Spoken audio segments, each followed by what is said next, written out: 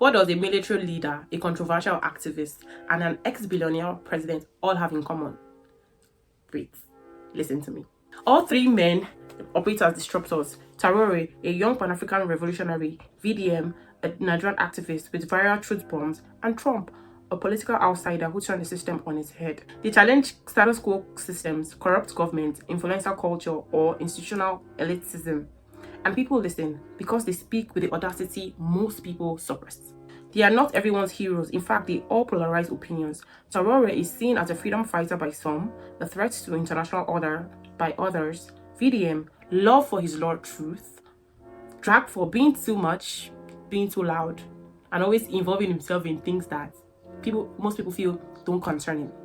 Trump, well, he made fake news and deep state global hashtags, and is still one of the most controversial US presidents ever. Yet their platforms grow because controversy sells and conviction sticks. This new wave of rebellion is less about political parties or borders. It's about personality and how people can resonate with them. In as much as we look at them and say that they represent strength, they represent resistance and rebellion, all of us resonate with the signal of hope that their personalities bring to us. People want authenticity and they are willing to rally behind whoever delivers it. Traoré and VDM might represent a generational shift in Africa, where speaking up is no longer optional. Are we looking at the future of global leadership?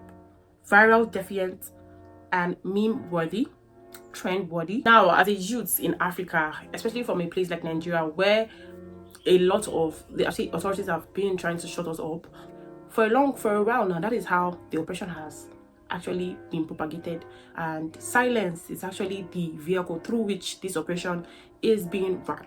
So let's have a little background about these three great people. Ibrahim Traoré, born 1988 in Burkina Faso. He was a military officer trained in geology before joining the military. He rose to power in September 2022 after leading a coup that outspoiled Henry Damiba.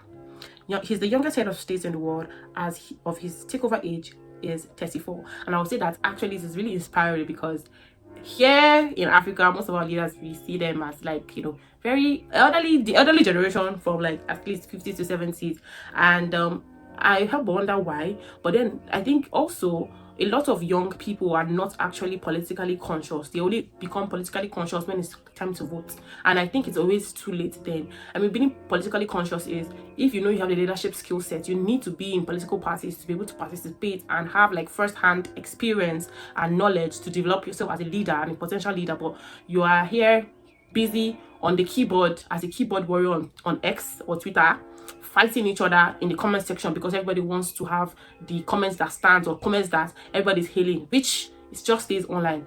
But the permutation politically actually occurs in the grassroots, offline, be in your local government, in just that little state place that you're looking, state government that you're looking at, okay, what are they even doing here? That's where the permutations, and that is where we should be, not just online. Online is very important because I still believe that the revolution is going to be televised, Kenny Clermont said, and also Huey in Boondocks. I also believe that it's also going to be televised, and it's important to use electronic devices like your TV or multimedia services, also being on the internet, but it is not enough. So seeing Ibrahim Traoré, 34 years old, was quite inspiring for me. Traoré's rise followed months of public discontent. His regime has faced heavy foreign media criticism. ECOWAS and some Western nations have condemned the coup, accusing it of destabilizing the democracy.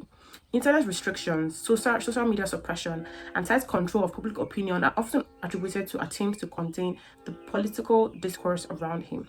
Some of his personality traits that I see and I can see find common are: he's a nationalist and anti-imperialist, charismatic with a man of the people vibe, bold and unfiltered in his speech. He often speaks directly against France's role in African politics.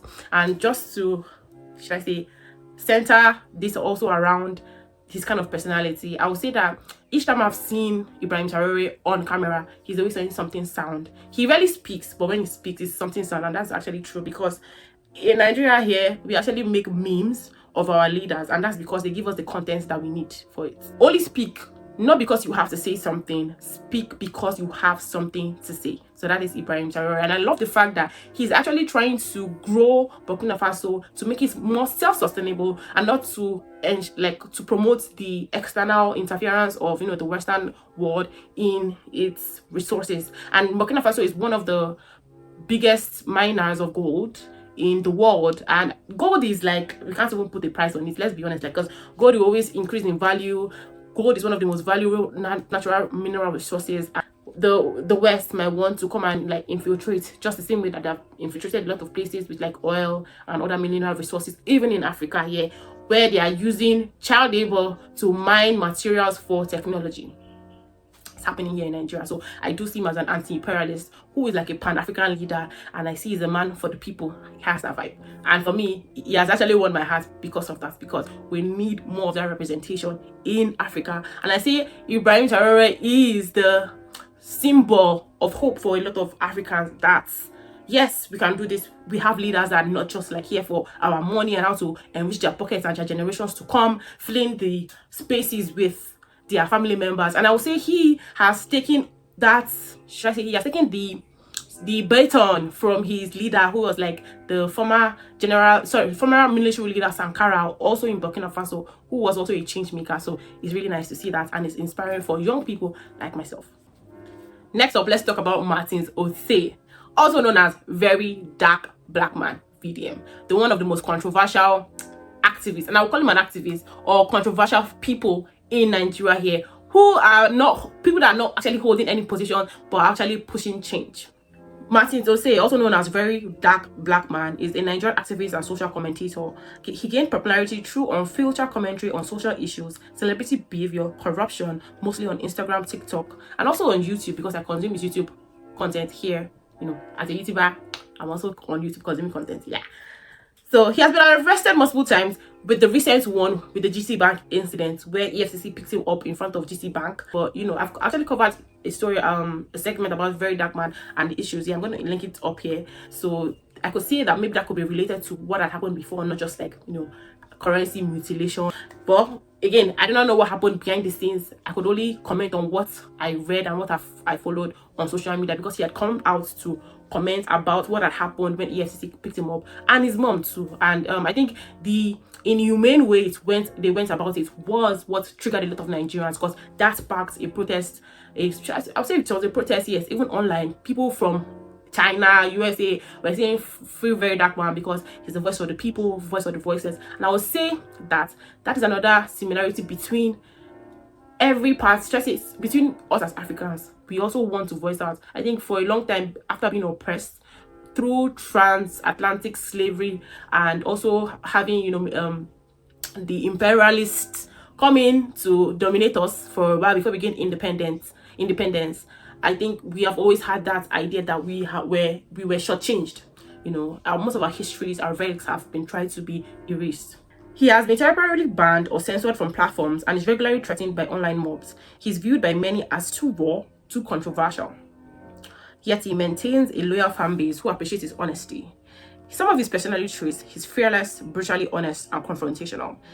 He has the populist appeal. He speaks the mind of the average Nigerian. I mean, a lot of us will be thinking about it, but he will put it out there. So it's like this voice of voices. That's another similarity between him and Ibrahim Traoré. So now let's go to Donald J. Trump. Born June 14th, 1946 in New York, USA, Donald Trump is a business mogul, TV personality, and the 45th president of the United States. He was born into wealth. He's known for his real estate empire and reality show The Apprentice.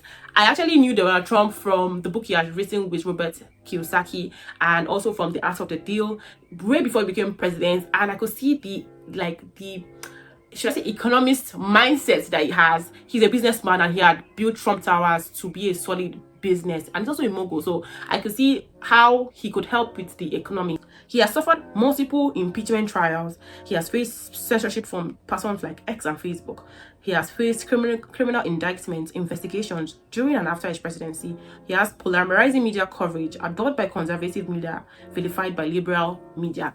During the election, I must say I have to shout out to Jubilee, for putting a lot of 20 Republicans versus 20 Democrats, or 20 Republicans, 1 Democrat, and vice versa. And that way, even as an African, I was watching, and I would say that the US elections was one election that the whole world paid attention to. Like, the left side and the right side, how they couldn't like find a middle ground, because that's the point of having that jubilee, like finding a middle ground. Could Republicans and Democrats see eye to eye? When Republicans want to see eye to eye, Democrats are not, and vice versa. And that's how it is. And I would say that, true to it, the conservative side of USA sort of understand Trump and his value system, although they don't always agree with everything he says. And that's the thing I try to like should I say, tell people, because they think like, okay, it's like in Nigeria, where as far as when you're in a political party, you have to swallow it hook, line, and sinker. It is not the same in US. They have a mind of their own. They don't have independence. They're just in the middle, and they air their views truthfully.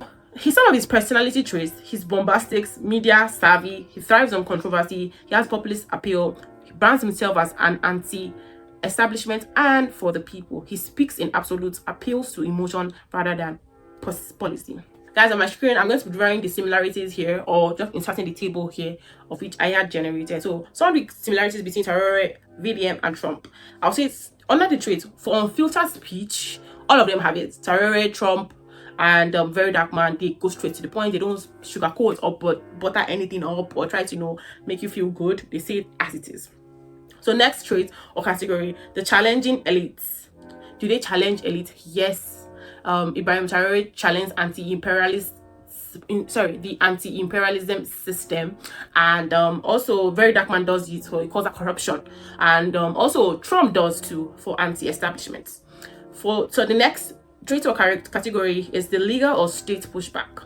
Do they have pushback even from their own people? Yes. Ibrahim Traoré has faced criticism from global powers, saying that he's trying to block foreign engagement, foreign trade, and foreign help, basically, if I want to like simplify it for everyone. And also for VeryDarkMan, yes, he has faced pushback by being arrested and having censorship on platforms too. And Donald Trump, yes, he has faced pushback like impeachment, indictments. Also, the January 6th incident that happened was also a pushback for Donald Trump. For youth appeal, how do they appeal to Gen Zs? Ibrahim Traoré appeals to Gen Z, as you can see, as myself, and VeryDarkMan, yes, to the majority of Gen Zs and the youth. Not everybody agrees with him, because sometimes when I'm even checking his content, someone is like, really, you are checking VeryDarkMan? And I'm like, they just pick somebody up in your area. Are you going to speak for that person? No. So so I'm so sorry, but I have to be straight to the point. No sugarcoating anything here. Okay, so Donald Trump, yes, he appeals to the older but taps into radical populism or iconic online presence. For Ibrahim Traoré, yes, he's a rising symbol, and recently he has actually been trending. I saw the incident of his bodyguard being offered $5 million and maybe a whole life in a new country if he wants, if he assassinates Ibrahim Traoré when he's praying. I mean, what a very funny way to actually attack someone. Ibrahim is like, he's a Muslim, so that's your most vulnerable state, and that's goes to show how low people are ready to go in order to bring you down. Because imagine you trying to kill someone when the person is praying. So, and also for iconic online presence, yes, VeryDarkMan has IG, TikTok, YouTube. His engagements on YouTube are crazy. And also for Donald Trump, yes, Twitter before the ban and Truth Social. The triad represents a global pattern. Both personalities challenging powerful systems and traditional media with raw, unfiltered messaging. Whether you love them or hate them, they command attention and loyalty. Guys, what do you think about this thought-provoking video? I tried my best to draw similarities between them. And again, it's not to take away or to add or to, sugarcoat any of the achievements. Each and every one of them are wonderful people, but it's just nice to see that in different parts of the world we can see people actually standing up, and that is standing up to speak up, and that is actually inspiring others that, okay, yes, they can also do it, and to create a safe space and a safe world for each and every one of us, and especially for generations to come. So you guys, comment what you think about it. Do you think that they're actually similar, or do you guys think that everything is just a facade? Because again, we understand how politics is played. So yes, don't forget to smash the subscribe button. This is day 15 of my YouTube challenge. I'll see you guys in my next video. Bye.